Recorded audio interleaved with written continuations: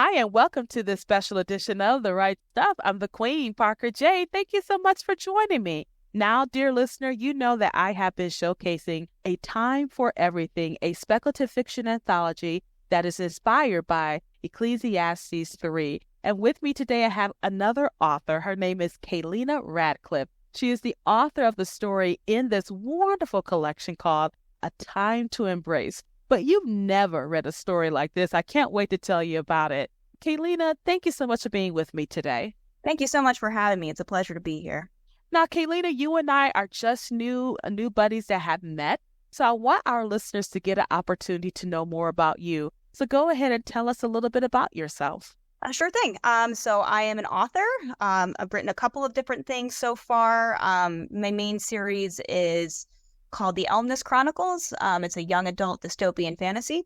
I also wear a lot of hats. I'm a homeschooling mom. I'm a wife to a church planter, and I'm also the managing editor of Christian History Magazine. Christian History Magazine. Tell me what that's all about.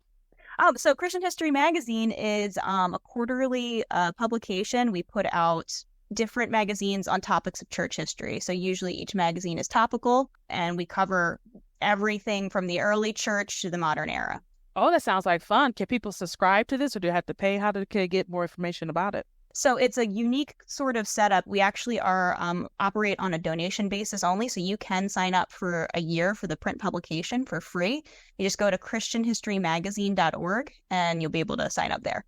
What made you want to start Christian History Magazine? So I didn't actually start it. I work for the company that did. It's Christian History Institute. Yeah. So they've been printing since the 1980s. And I just came on actually as managing editor this year. So awesome. That must be so exciting to see what you get to do there. We have this anthology, A Time for Everything. And how did you find out about this wonderful collection of stories? So Ben Avery was in a group that I'm a part of, the Realm Makers group. And so he had started looking for authors. And I had had this idea kind of in the back of my head for a while. And I was like, I wanted to do something with it. And he said the theme of the anthology was going to be time travel. And I was like, oh, I could work with that. So I started working on my story and I pitched it to him. And he said, yeah, that'd be great. Let's put it in there. And that's how we started. That's all she wrote, as they say. But that's not all she wrote, dear listener, because once you get your copy of A Time for Everything, a speculative fiction anthology inspired by Ecclesiastes 3, and when you read Kaylena's story, I'm going to tell you, you're going to be upset that it ends, because I certainly was. Before we started recording, I was just gushing to Kaylena how much I enjoyed her story. And there's a unique aspect to this, and I kind of want to give our listeners a tease about this story. So we don't want to give too many spoilers, but we do want to give them that unique aspect of it. So go ahead, tell the people what the story is about. So in a nutshell, it's what we'd say like a gender-bent fairy tale story retelling. And so it's kind of loosely like A Little Mermaid, but once you read the story, you'll see it's very different. And it is different because, as far as I know, because hopefully if she builds this idea up, dear listener, we have some more world-building aspects with it. The merfolk are actually called abyss walkers, correct? That's correct. And when I read that, dear listener, I totally loved it. I said, abyss walkers. That is so cool. So I'm thinking about the Mariana Trench and just some little creature just walking along the Mariana Trench, right? And I'm just like, that is so awesome. That idea just blows in my head here. So you had this story, A Time to Embrace. And from a biblical context, when you have this, what are you thinking that the original intent of the author of this particular point actually meant?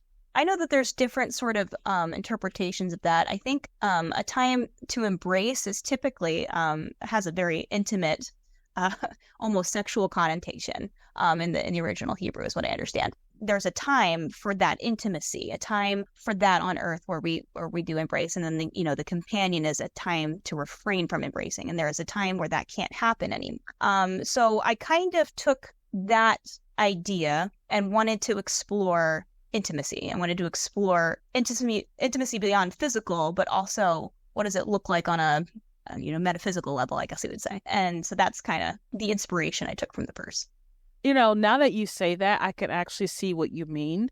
And my mind just blew up because, like I said, dear listener, when you read this whole anthology, which is full of wonderful stories by wonderful authors with such a diversity of talent and voices and unique concepts, you're going to know why we were so excited to be a part of this project.